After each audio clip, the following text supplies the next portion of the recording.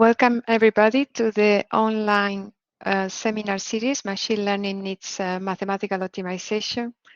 It is an honor to have today Professor Barahona. I think it's very difficult to give an overview of all the achievements. As you know, he is a research staff at IBM Research. He is very well known for his research in combinatorial optimization, but on the wider operations research too. So he has had positions both in North America and in Europe, and he's originally from Chile. He has also had positions, editorial positions at very renowned journals of our field. So it's a true honor for us to have today Professor Barahona to close this season of the online seminar series. With this, I would like to give you the floor, and remember a reminder to the audience that you can put urgent questions on the chat. I will keep an eye on it, and if not, we will have time for questions at the end. The floor is yours, and thank you very much again for your kind acceptance to our online seminar series. Okay, well, thank you for inviting me, and thank you for the nice introduction. This work is an extension of work that has been done for the K-cut problem in graphs. So what we have done is we took different techniques developed for the graphic case, and we extended them to hypergraph. So the first technique that we had to extend was what we call packing hypertrees. And then based on that and based on Lagrangian relaxation, we could develop algorithms for the K-cut problems in hypergraph. So let me start here. Okay, so this is what I just said, that we want to extend to hypergraph sums that have been done for graphs. So a graph is something like this. That is, you have a set of nodes that correspond to a set of objects, and you have edges between some nodes that show some relation between some pair of nodes. But and this is what we call a K-cut. For instance, if K is 4, we are taking a partition of the set of nodes into 4 sets, and the weight of this K-cut is the sum of the weight of the edges that go from one set to another. So this is a typical clustering problem. That is, we are trying to create clusters. We are trying to maximize the weight of the edges inside all the cluster, or we are minimizing the weight of the edges going from one cluster to another. The first algorithm that is polynomial for fixed K was given in 1994 by Goldschmidt and Oshbaum. Okay, so the main result there was to show that if K is fixed, this problem is polynomially solvable. And then this was improved later. Those are two other references that show improvement for the K-cut problem in graphs. There are also approximation algorithms given for this. And what we are trying to do is we are trying to extend all this to the hypergraph. So what is a hypergraph? Well, it's something like this. That is, again, we have nodes, but now instead of just having edges that connect two nodes, we have sets. We have set of nodes where there is some relation. And those, instead of being called edges, those are called hyperedges. And in that case, again, we can define the K-cut problems in this hypergraph, where now we look at the weight of the hyperedges that are being broken when we create different clusters. Okay, in order to work on this, first we have to extend to hypergraphic matroids some algorithms that have been originally developed for graphic matroids.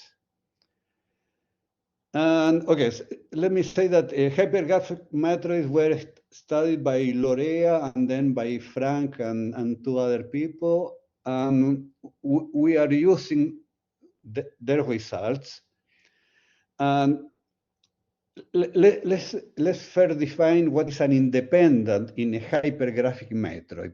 That is, we have a hypergraph, and we look at the set of hyperedges, and if we have this set F, that is a set of hyperedges, we say that this set is independent if we take any set of nodes X, and we take all the hyperedges in F that are included in this set X, and the numbers of those hyperedges should be at most the cardinality of X minus 1. If you look at the graph, then this definition is equivalent to the definition of independent set of a graphic matroid. But for a hypergraph, well, the definition looks a little bit more complicated, but it is similar. For instance, this is an independent set because we only have two hyperedges here, and you can see that these two hyperedges are going to satisfy that definition. But if we add these two other, in this case, edges to the hypergraph, now we have something that is dependent, because we have four hyperedges and the cardinality of the set of nodes is 4. So this is a dependent set. Now, we have to look at the notion of hypertrees. And a hypertree is a generalization of a tree in a graph. This is a tree in a graph, and it's very easy to, given a tree in a graph, it's very easy to verify that this is a tree. But if you have a hypertree, it's more difficult, but the behavior of hypertrees is very similar to the behavior of trees in graph.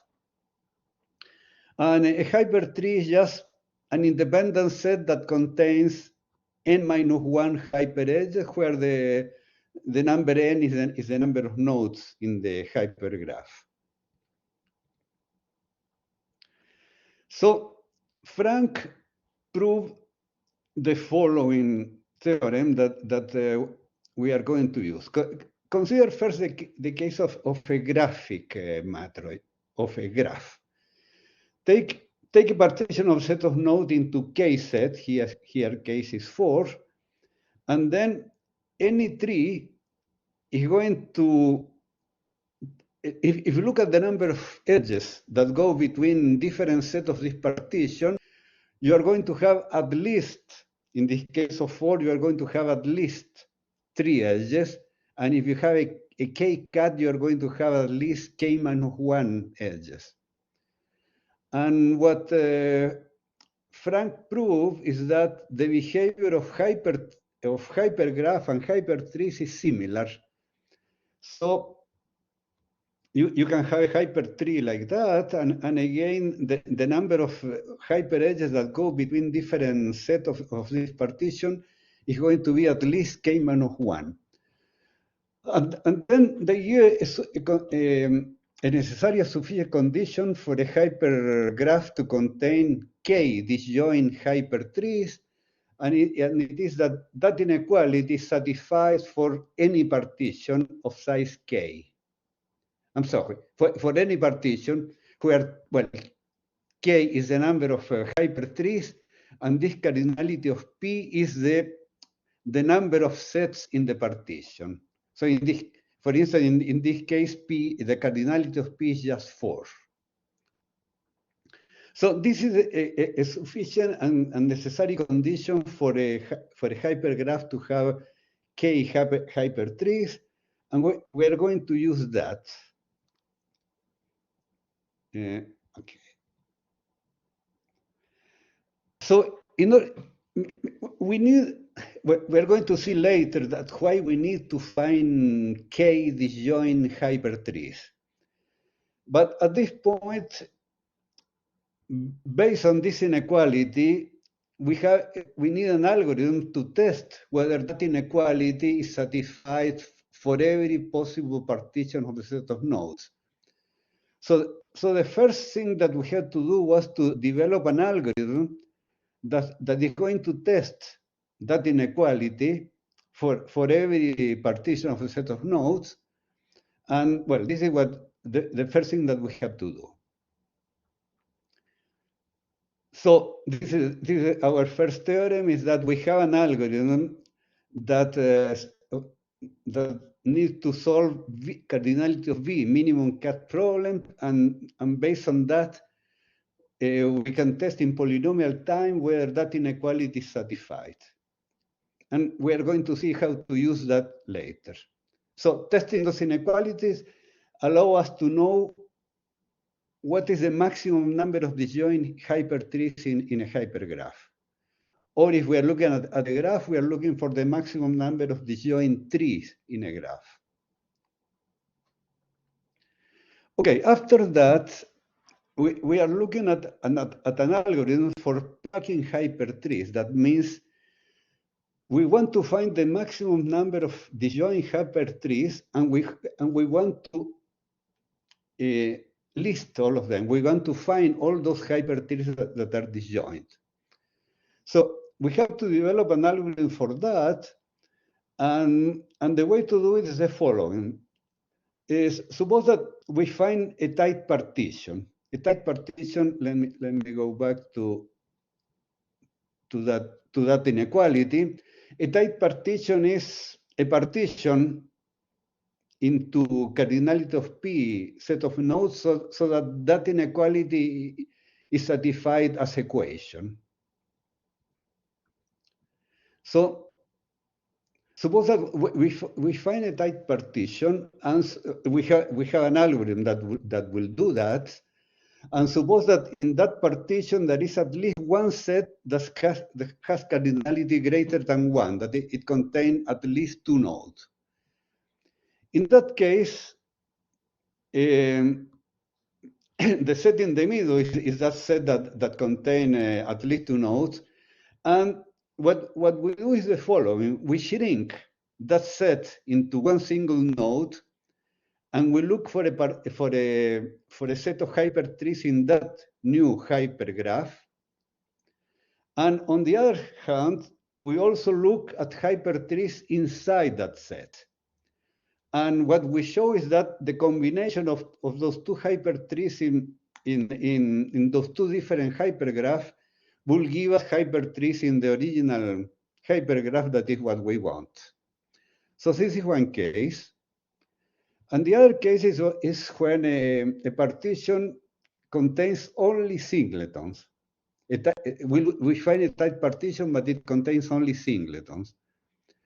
And in this case, and probably we're not going to go into all the details here. In this case, what we show is that the problem can be reduced to packing trees in a graph. That is, the packing hypertrees can be modified and reduced to a problem that consists of packing trees in a graph.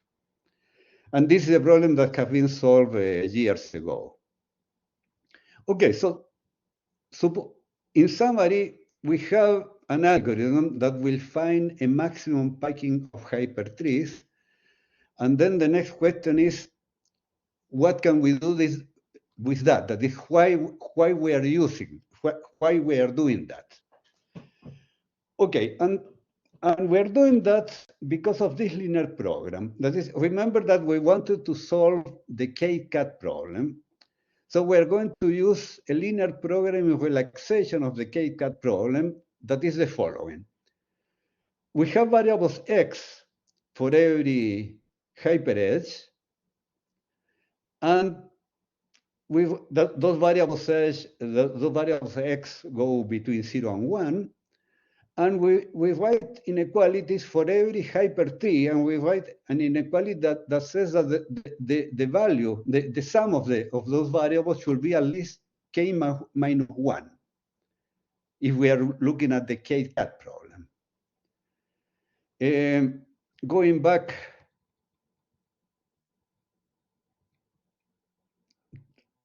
to those partitions, we are using again the property that, for instance, if we have a partition into four set of nodes, any tree is going to be divided by at least 3 edges. So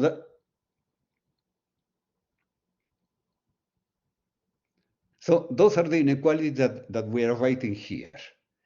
So this gives us a linear programming relaxation for the K-cat problem, and if we ask the variables x to be between 0 and 1, to be exactly 0 or 1, then we have an integer programming formulation of the K-cat problem. Now, if you look at the dual problem is exactly a packing of hypertrees, because in the dual problem we have one variable for every hypertrees, and we are maximizing k minus 1 multiplying by the weight of the hypertrees.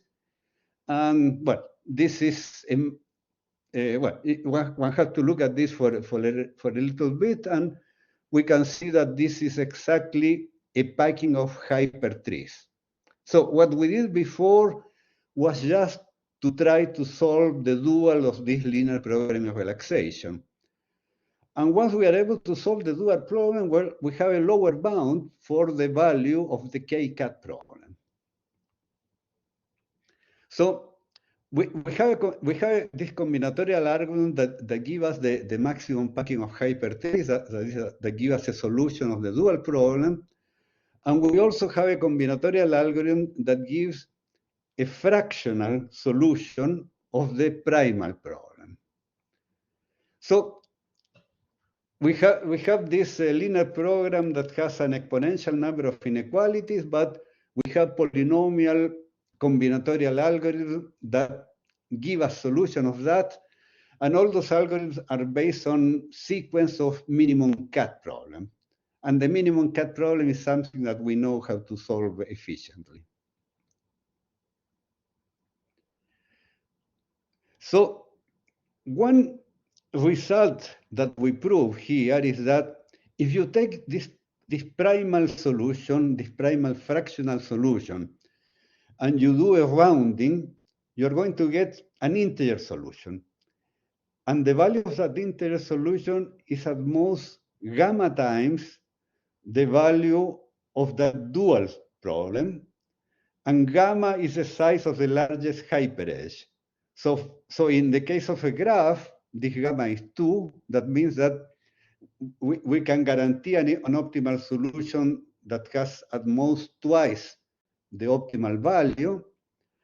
But in a hypergraph, this number gamma can be greater than 2.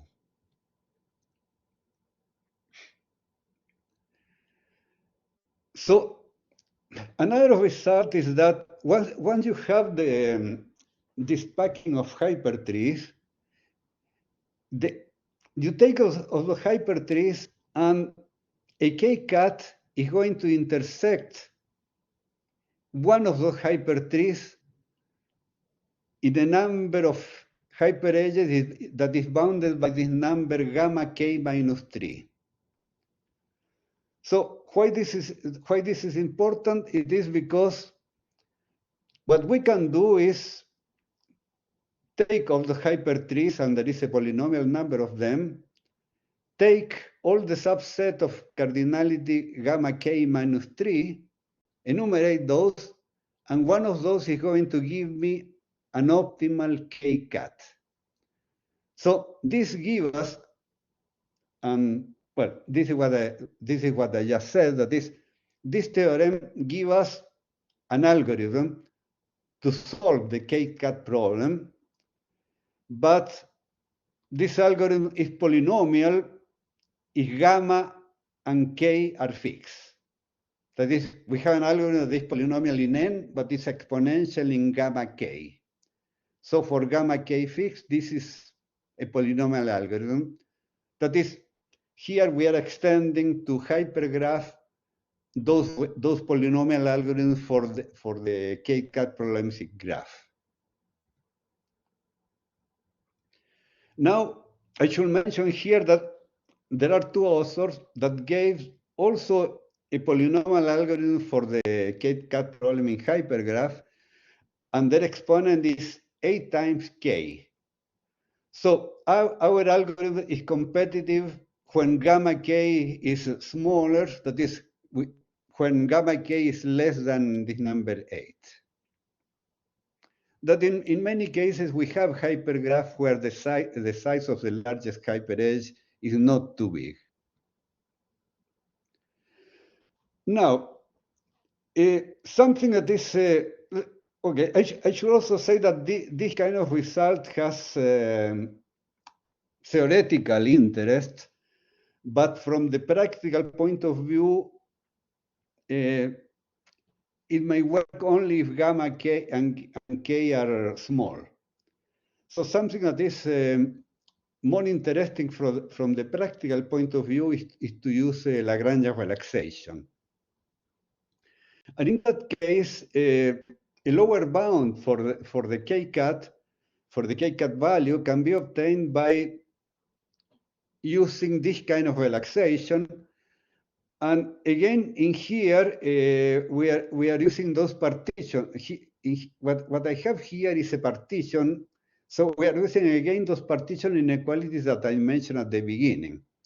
So what I'm trying to say here is that we can compute this lower bound for the value of the k-cat problem using those partition inequalities that I showed at the beginning. And then we can do this for a parameter lambda, and we have to do after that, since for every lambda we have a lower bound, what we have to do is maximize over lambda this lower bound, and we get this kind of function that is piecewise linear. This is the typical procedure that we use for Lagrangian relaxation.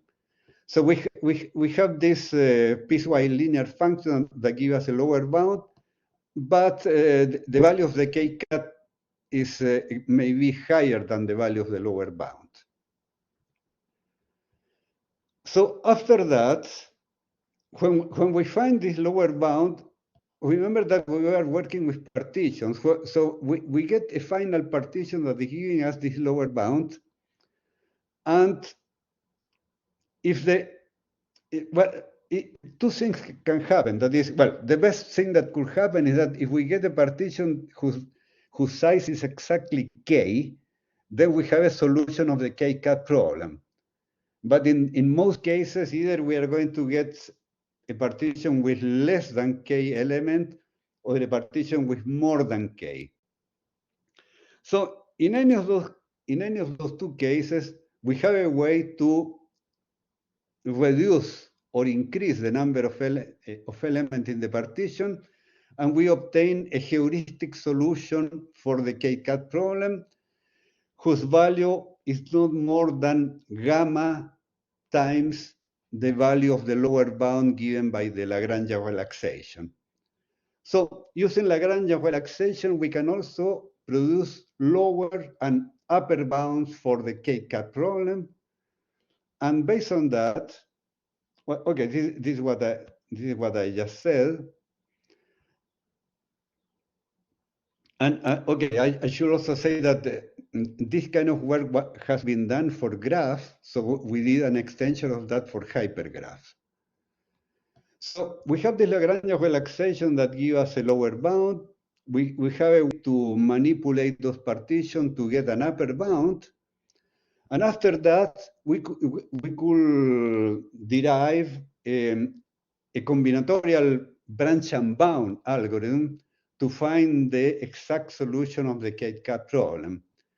And for that, we do branching where we look at the fractional solution that we get also in a combinatorial way, and we pick a variable and we can set that variable to 0 or 1. And the way to do it when we're doing Lagrangian relaxation is to give the weight 0 or the weight infinity to that hyperedge that we are using for branching. So this is a combinatorial branch and bound algorithm that can be used for the K-cut problem, and we can run it until optimality, or we can run it only until you reach some gap from optimality. So you could say, okay, I want a solution where I want to guarantee at least 5% from the optimum. And then you run this algorithm until you can guarantee 5%, and then you can quit there. Okay, so this is what I have about the K-cut problem. I should say that we are in the process of implementing this algorithm, all this combinatorial algorithm, and we plan to create an open source library for the K-cut problem where anybody could use this algorithm. Let me move to something else because I see we have extra time. So before going into questions, let me move into other results that I find interesting. This is also a combinatorial problem that I have been working on, and we found a result that is very easy to prove, but we find it surprising. And it's the following. Suppose that you have an undirected graph. You can find a shortest cycle in that undirected graph, and one way to do it is to use Dijkstra's algorithm.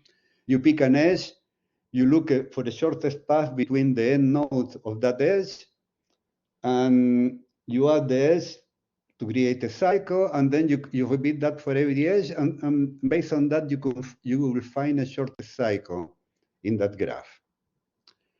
But now the question is, how many shortest cycles are in an undirected graph? That is, you may have a situation, for instance, if you are doing crew scheduling and you want to enumerate cycles in a network, because you are going to do column generation, and you want to have an initial set of columns to start your column generation, and that initial set of columns could be given by a set of shortest cycles in a network. So you may want to know what is the number of shortest cycles in this undirected graph, and this is what we're going to discuss now. That is, first, let me say that if you have a direct graph, the number of shortest cycles in a direct graph can be exponential. And for instance, here is an example where every cycle here has to go has to contain the nodes A and B. And if you are going from A to B, either you take a horizontal edge, a horizontal arc, or you take a diagonal arc. So at every node here, you have two possibilities. And if you have P layers, you have 2 to the power P possibilities. So that shows that in this simple example, there is an exponential number of shortest cycles in this direct graph. Now let me show you another example. If you look for shortest path, now I have an undirected graph and I look for the shortest path from A to B. Again, with the same argument, any shortest path from A to B either take a horizontal edge or it takes a diagonal edge.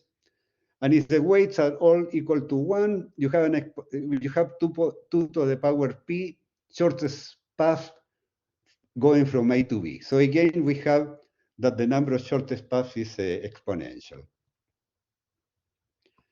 The same way, you can find examples where the number of minimum spanning trees or the number of perfect matching in a graph is also exponential.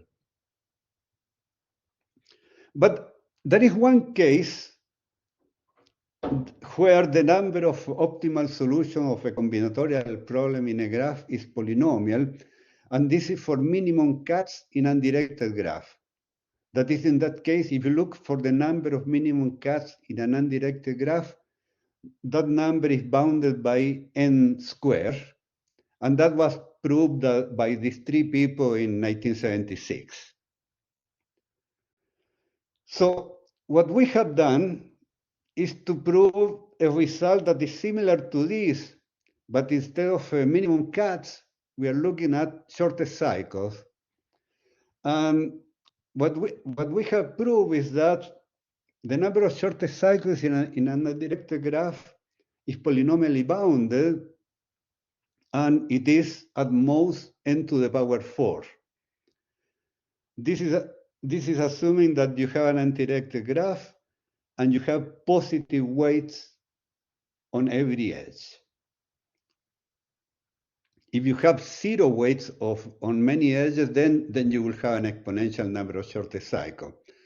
But as long as all the weights are positive, then you are going to have a polynomial number of shortest cycles. And moreover, that is the value of suppose that the weights are integers. If the value of the shortest cycle is even, we have n to the 4. But if the value of the shortest cycle is odd, then there is only n to the power 3. And this is a tight bound, that is, and the way to see that is the following. Take a bipartite graph that is complete and that has n nodes on each side. Then every cycle of size 4 in that bipartite graph is a shortest cycle, and it's easy to see that there are n to the power 4 cycles of size 4 in that graph. So that shows that this bound that we found here is tight. Well, I want to mention this result. We find it surprising. However, it's very easy to prove. Okay, thank you very much. Now we can go into questions if there are. Thank you very much for your very nice presentation. So are there any questions from the audience? Please raise your hand as we normally do, and I will give you the rights to the microphone and the camera.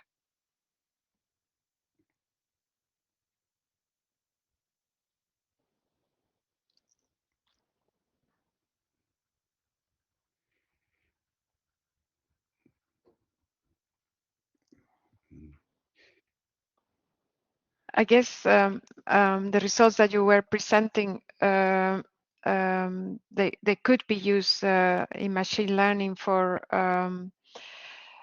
when we have network data, right? Yeah, well, yes, for any clustering situation, you may want to solve the K-cut problem. You may want to divide your objects into K sets. So this is just a basic clustering question. Yeah, thank you. Thank you. So I believe there are no questions from the audience. So we thank you very much again for coming today and making time to present in our online seminar series.